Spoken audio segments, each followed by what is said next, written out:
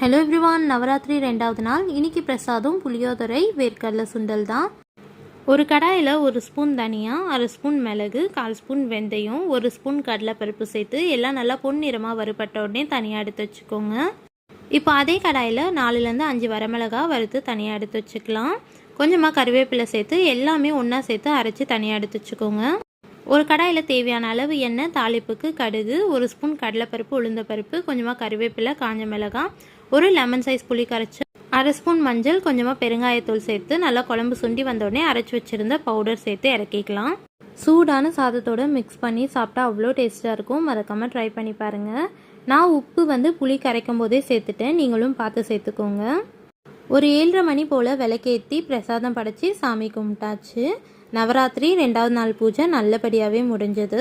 Video பிடிச்சிருந்ததுன்னா like பண்ணுங்கள். First time நம்ம சேனல் பார்க்குறீங்கன்னா மாம் டாட்டர் வ்ளாக் சேனலுக்கு சப்ஸ்கிரைப் பண்ணிக்கோங்க.